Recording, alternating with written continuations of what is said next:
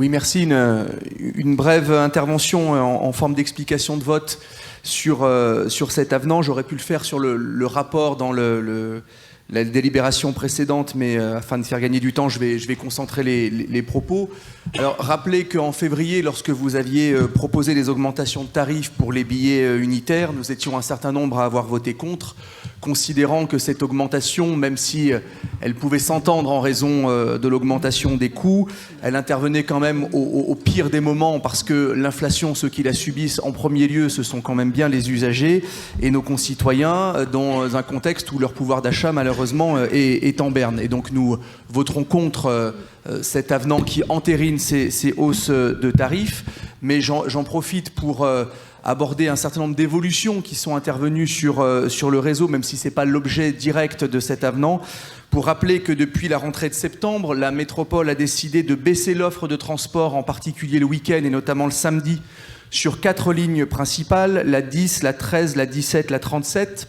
et aussi le dimanche sur la ligne 8, avec une forte réduction de l'amplitude horaire. Alors là aussi, à chaque fois, ces évolutions de service sont justifiées en raison du coût afférent au maintien de ce service par rapport à la fréquentation. Là aussi, on peut le comprendre, mais on peut aussi entendre que malheureusement, on n'envoie pas forcément un bon signal aux usagers quand on réduit une offre de transport. Je pense qu'on mène un combat commun qui est de faire en sorte que de plus en plus de nos concitoyens prennent les transports en commun, ou au moins ne fassent pas machine arrière en reprenant la voiture individuelle. Et malheureusement, quand on réduit l'offre de transport, quand on augmente les temps d'attente, quand on augmente les temps de correspondance, eh bien, on ne facilite pas la vie des usagers de transport en commun. Alors pour beaucoup, et notamment pour un certain nombre d'organisations syndicales de la STAS,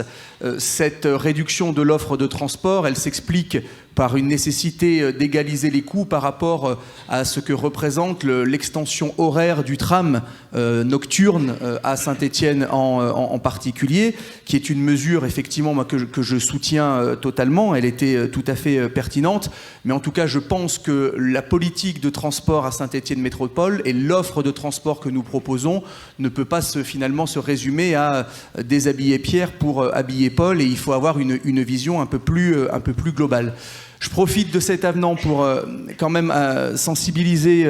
vous toutes et tous, chers collègues, sur une décision qui passera en catimini, pas en catimini, mais qui passera, on va dire, en toute fin de soirée dans les derniers rapports, vous savez, ceux que personne ne lit jamais,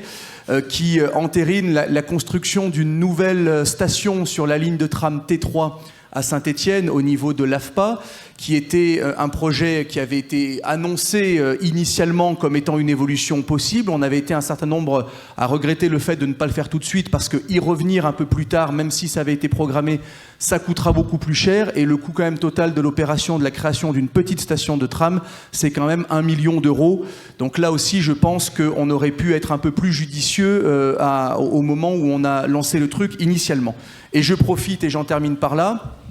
pour réitérer une demande que nous sommes un certain nombre à avoir déjà portée. C'est maintenant, justement, après quelques années de mise en service de cette ligne T3, d'avoir peut-être un bilan précis qui puisse être présenté, alors peut-être en commission mobilité ou même en assemblée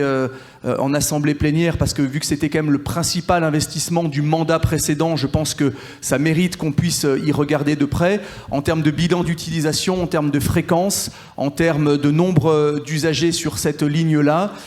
pour savoir effectivement si les chiffres qui avaient été annoncés sont atteints, ou si malheureusement ceux qui avaient des doutes avaient peut-être raison de les avoir. Donc voilà, je réitère cette demande et j'espère qu'on aura l'occasion d'avoir un bilan chiffré assez rapidement. Je vous remercie.